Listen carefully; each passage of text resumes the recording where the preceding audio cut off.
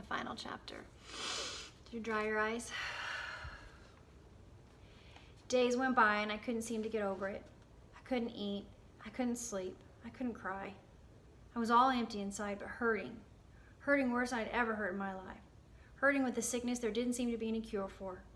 Thinking every minute of my big yellow dog, how we'd worked together and romped together, how he'd fought the she-bear off little Harless, how he'd saved me from the killer hogs, how he'd fought the mad wolf off Mama and Lisbeth. Thinking that after all this, I'd had to shoot him, the same as I'd done the roan bull and the spot heifer. Mama tried to talk to me about it, and I let her, but while everything she said made sense, it didn't do a thing to that dead feeling I had. Lisbeth talked to me. She didn't say much, she was too shy, but she pointed out that I had another dog, the speckled pup. He's part Old Yeller, she said, and he was the best one of the bunch. But that didn't help any either. The speckled pup might be part Old Yeller, but he wasn't Old Yeller. He hadn't saved all our lives and then been shot down like he was nothing. Then one night it clouded up and rained till daylight. That seemed to wash away the hydrophobia plague. At least pretty soon afterward it died out completely. But we didn't know that then. What seemed important to us about the rain was that the next morning after it fell, Papa came riding home through the mud. The long ride to Kansas and back had Papa drawn down till he was as thin and knotty as a fence rail. But he had money in his pockets, a big shouting laugh for everybody, and a saddle horse for me. The horse was a cat-stepping blue roan with a black mane and tail. Papa put me on him the first thing and made me gallop him on the clearing around the house. The roan had all the pride and fire any grown man would want in his best horse, yet he was gentle as a pet.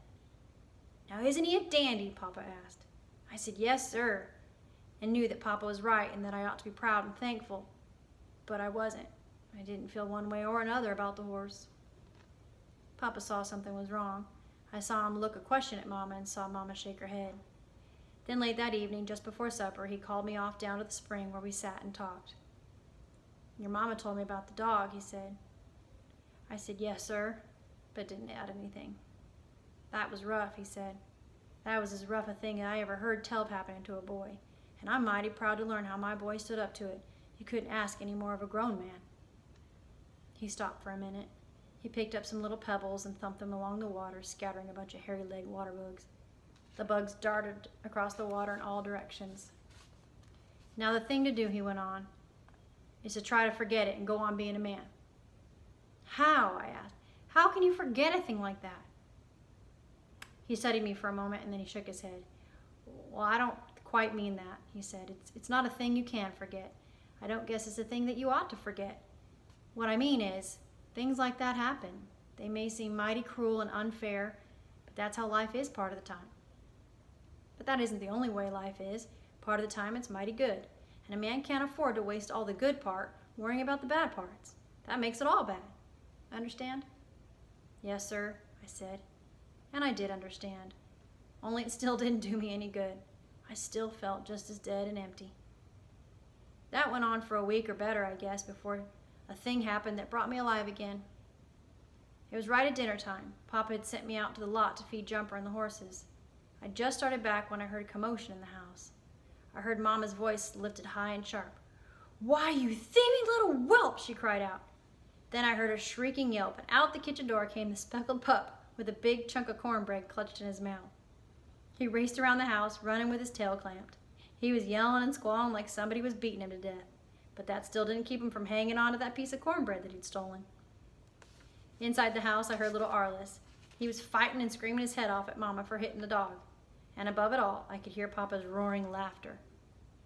Right then, I began to feel better. Sight of that little old pup tearing out for the brush with that piece of cornbread seemed to loosen something inside me. I felt better all day. I went back and rode my horse and enjoyed it. I rode way off out into the brush, not going anywhere especially, just riding and looking and beginning to feel proud of owning a real horse of my own. Then along about sundown, I rode down to Birdsong Creek, headed for the house. Up at the spring, I heard a splashing and hollering, and I looked ahead. Sure enough, it was little Arliss. He was stripped naked and romping in our drinking water again.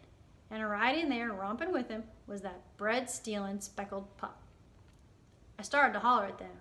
I started to say, "Arliss, you get that nasty old pup out of our drinking water." Then I didn't. Instead, I went to laughing. I sat there and laughed till I cried. when all the time I knew that I ought to go beat him to a frazzle for messing up our drinking water. When finally I couldn't laugh and cry another bit, I rode up on the lot and turned my horse in. Tomorrow, I thought, I'll take little Arliss and that pup out for a squirrel hunt. The pup was still mighty little, but the way I figured it, if he was big enough to act like Old Yeller, he was big enough to start learning to earn his keep. The end.